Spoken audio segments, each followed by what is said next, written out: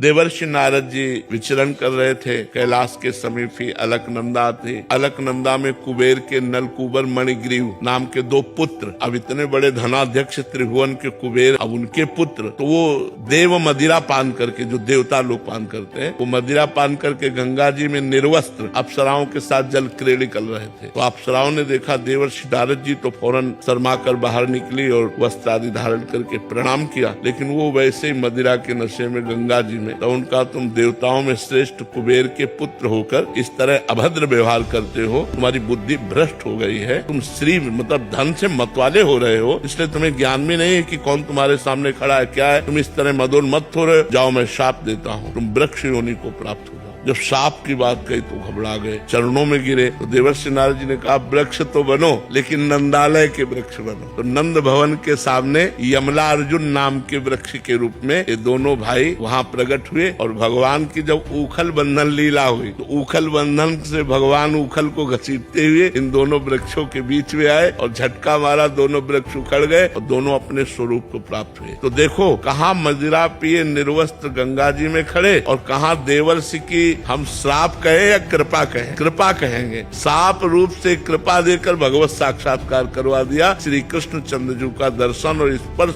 प्राप्त हुआ नलकूबर मणिग्रीव को और पुनः अपने स्वरूप को प्राप्त हुए।